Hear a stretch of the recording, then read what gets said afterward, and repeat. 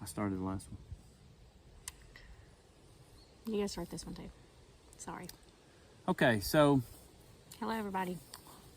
we don't know exactly how we're going to format these videos and how we're going to say it and what we're going to say. And one thing that we will tell you is that it's kind of it's ad lib. It's off the cuff. We don't have a script. We don't rehearse these things. We just want to kind of talk to you a little bit from person to person, couple to couple.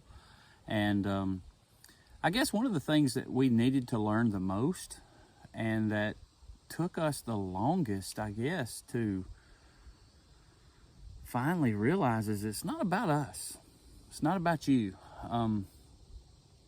At the onset of our problems, we were both very much self-centered, self-minded. Selfish is the word, I think, that comes to mind on both of our behalfs, but specifically individually. We got so caught up in, you're not going to do that to me, or I'm not going to put up with that, or you know, why are you doing this to me? It really came down to the fact that selfishness is, I think, at the core of all human problems, especially in relationships. So speaking from our experience, it's not about you. How do you have a relationship, which in itself means there's a plurality? You know, if you talk about relationships like on a ball team, or you talk about relationships, you know, in a family, it's never a singular person's desire, wishes, you know, needs that are elevated above the others. So it's not about you.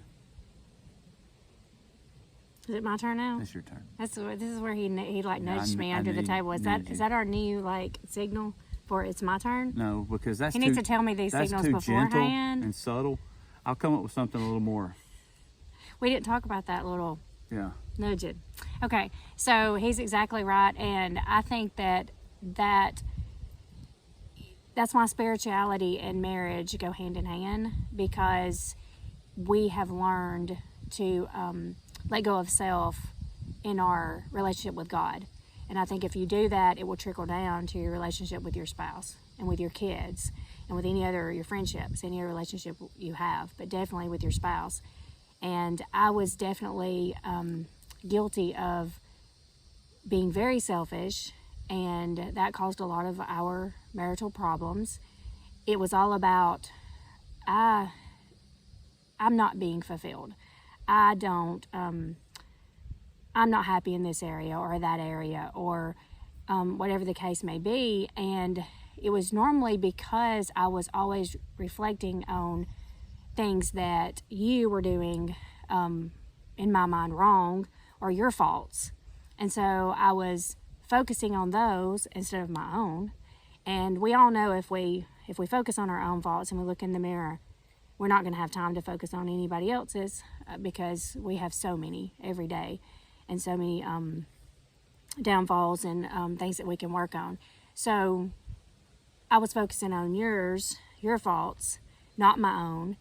And Which were grievous in and of themselves, but I understand what you're saying. But it turned outward instead of looking at my own. And also, women need to realize that if their husbands are, if there's something that they are not doing as well as they need to be doing, say they're working, like we've talked about in the last video, he was a workaholic and worked a lot of hours away from home a lot. And if they're not giving you the time and the attention that you need, and the really sitting down, like we were talking about, the face-to-face listening, instead of turning around and trying to do something back to them that is just as bad, or trying to make it tit for tat, which is so dangerous in a relationship, try praying about it. First and foremost, before anything that comes up in your life, pray about it. And just constantly pray, and pray for your husband. And then also pray for yourself to try to be a good example and do things in front of him and around him, and continue. One thing that I totally missed is just continue to be a good wife, or even if you're not being a good wife, start being a good wife, start being a better wife, and continue to do those things. And you would probably be surprised at how you would change that person's actions, or they would come around. And I know a lot of times there's situations to where, there's an ant, a big ant. There's a lot of situations to where the husband's very stubborn. Send him on vacation. Good, thank you. Very stubborn, and maybe that doesn't work. But normally, I know that movie years. I don't know if can we say names of movies and things? I don't know. Why not? I don't know why we can't. I mean, normally there was a movie out, a Christian-based movie years ago, and it was based on this. I know most of you probably know what I'm talking about, but it was based on the couple was going to get a divorce, and you talking about The Love Dare? No, they were going to get a divorce, and they gave him a notebook. They said before you do, they gave him a notebook, and they were supposed to do all these positive things for their spouse and go through this. I don't know how long it was, 6-month period of time. No. Oh. He's saying movie titles. Am I supposed to? But it's not that movie, so you can say any movie you want to as long as it's not that movie, okay. And right? you I don't know. I just don't know. We're new at this. But anyway, it was to focus on your marriage, for a 6-month span, or, however long, and do things for them. Put yourself aside and do things for them and see where it gets you. And most of the time, I think most of us, if we did that, we would see that we would have a positive result from that. Well, the illustration that's been given, and I think a powerful illustration, was of a older preacher in his office one day, and this little lady came in, and she had been sick, and she had missed services, and the preacher had not come by to visit her. He hadn't called her. He hadn't called on her. It was like he was not doing his job because he had not done what she expected for him to do in her absence. And so she paid him a visit. And when she went in, she was kind of chiding him a little bit and scolding him. And as she was saying that, he just stopped what he was doing and turned around, and he said, "Good sister, it's people like you who make me sick." And stunned, she's standing there in the guy's office, and he says, why don't you go bake a cake and take it to someone who is really sick, who's really less fortunate than you, who's really destitute, who really is struggling, and why don't you just stop what you're doing, bemoaning yourself, and go do something for somebody else? So the lady was so mad and hurt that the preacher had kind of turned it on her so harshly that she did. She was going to prove him wrong, and she went and she did what the preacher had advised. And she came back to him with an apology and said that she appreciated so very much him saying that, because she did what he said, and she did go home and bake a cake, and she did take it to somebody who was in need, and she did spend time with them, and she saw her own hypocrisy. And so oftentimes I think that is all we're needing.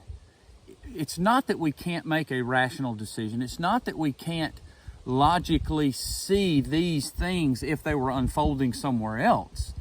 It's that we can't see through our own hypocrisy. Mm-hmm. And man, wouldn't we be different if we could just take those blinders off to our own hypocrisy? Yeah, and the world makes us, the world, it's the fault of, I don't know the word I'm trying to use, but... You may start throwing movie titles out? No. Okay. No, thank you. Just our thinking. The world has taught us to be selfish. The world has taught us to think about self, I, me, what am I doing, what's going on in my life. It's almost programmed or propaganda. Yes. It's like happy? Conditioning. Yes. Am I happy? Have I got what I want? Have I got the house I want? Have I got the car I want? Have I got the boat I want? Have I got the four-wheeler I want? Have I got the camper I want? And the golf cart to go along with it? And the, you left out motorcycle. Yeah.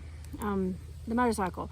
And it's selfish. Everything is selfish. Not that you can't have those things and not be selfish, but most of the time, it turns to things, and it turns to us being selfish.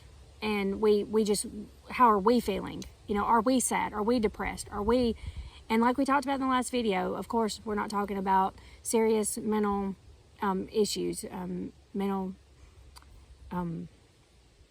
illnesses. That's the word I'm trying to use. We're not talking about that. That's you know, that's on a serious note. But we're talking about like Petty just things, petty like- things. I'm not happy today.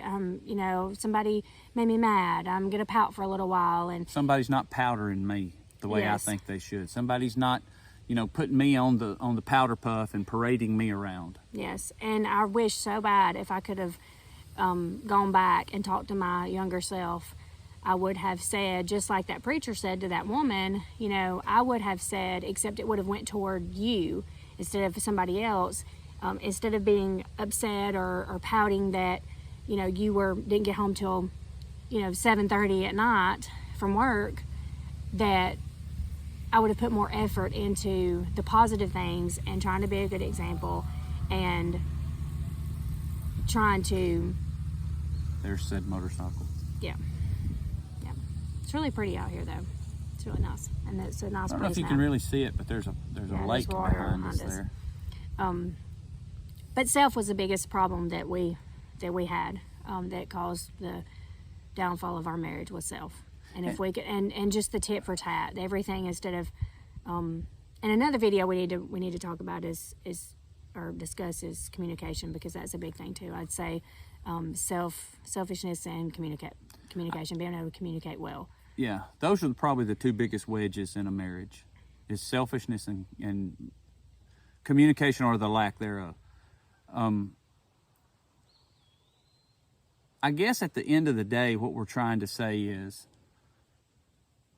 stop and evaluate truly how much of what is going on is because you are almost demanding for your rights, your pleasure, your wants, your wishes, your needs to be met above another's. And, you know, in the scope of life, we're created with a lot of abilities to do a number of things, but one of the things that we are created to do is to submit. And in our lives at work, in our lives, you know, we're as a matter of fact, let me go ahead and throw this in there. We're programmed for the first 16, 18 years of our life to submit. Programmed to submit. You go to school and you submit. You go to the ball team and you submit. You go and you know, in every aspect of childhood, it's submission. And then all of a sudden, when you turn 18 years old, well, I can eat my ice cream before supper if I want to. I'm a grown-up. Well, yeah, you can, but that doesn't really mean that's the way to do things. It's just because you can. Well, in a marriage, we can wreak all kinds of havoc, but that doesn't mean we can. That doesn't mean we should.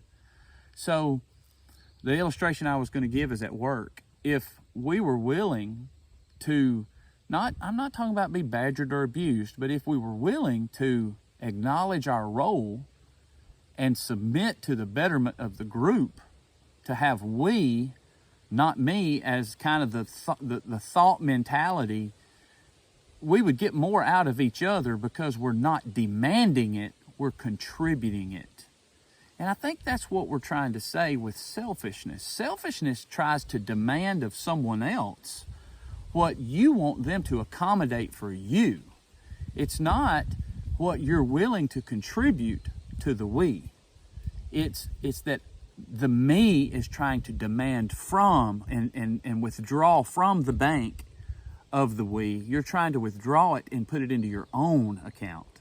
And if we could learn this, not just in our marriages, but in our workplaces, in our communities, in our group efforts of anything. I mean, we try to emphasize this, but yet we so oftentimes fail at applying it and really making it work. That's how it works. It's when we want to contribute to something, not when people demand something of you. And I'll tell you, she's mentioned a while ago that I was just a country boy raised up in out kind of in remote areas.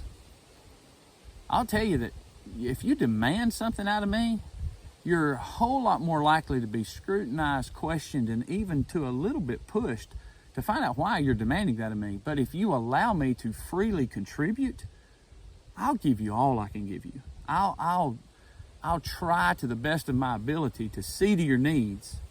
But if you just walk up to me and demand something of me, you're probably gonna have a fight on your hands. So that's just that old stubbornness, I guess. And we have a lot of that in our world today. So allow me We to have that in contribute. our relationship and in the world. We're both very stubborn people. I'm not stubborn anymore. I Well, pretty we've much. gotten better. We're not stubborn toward each other. As Like, a it matter of doesn't- fact, if any of you guys out there want to open up a restaurant and you're serious about restaurateur, let me give you the best name for your restaurant. It don't matter. Just spell it as one word. It don't matter. I thought that was somewhere. Well, I don't. Maybe it is. Didn't somebody say that was actually a restaurant? Well, I've somewhere? heard the story told, but I don't know if it actually existed. Yeah. It might have just been one of those funnies. You know how people tell funnies? Maybe. If you'll name it, it don't matter, and put one in at least every small town, close to a church or a couple of churches. Because everybody asks on Sunday afternoon, where do you want to go eat? And the first place that they mention is it don't matter. So just a lot of name a business. place, it don't matter. IDDOMADDER, it don't matter. And you'll be the hit. Because it don't matter. I agree. So less of self and more of thee. I think that's even a song in one of our church songbooks, isn't it? I think it is. That's pretty good advice. And you know, like football teams, you know, it's we, not me. You know, and there's no I in team, or what is the, you know, the say shirts that. that say we, you know, we, not me. Yeah, we had a and shirt. No I in team and We things had a like shirt that. So that it's said that. it's talked about, but then when it actually gets down to it, like you said earlier, it hardly ever happens. It's normally not practiced like it should And it's be. pretty savage. And especially not in marriages. It's not a we. If you looked at it as a we, if you looked at it as that if you did this, it was hurting yourself. If when you said the things that you said, the cross words, angry words, the hurtful words, and you were going to get hurt yourself as much as you were hurting. If you looked at it like, you know, it Well, was you part actually of you, are hurting yourself because you're and- supposed to be one. right? But we don't. That's normally, we don't look at it that way. And if you looked at it that way, and that you were hurting yourself, you wouldn't say those things because you don't want to hurt yourself. You don't want to hurt your own feelings. Unless And something's that's- wrong with you. Yeah, and that's how you should be looking at it when you talk to your spouse. That you know, you're one. It's not you and me. It's one. But we don't really do that anymore. I have my checking account. You have your checking account. We don't. We have No. the same. But I'm talking about we have. Let's just go ahead and set a few ground rules before we get married. I have my job. You have yours. I have my account. You have yours. I have my desires. You have yours. I have my car. You have yours. I have this. You have I that. have my phone. You have your phone. Oh, there you go. That's a good one. Big problem. Yeah. If you can't, Not that you shouldn't have your own phones. Each of you can't have a phone, but yeah. you know, making those statements. Anyway, that's another video. Really?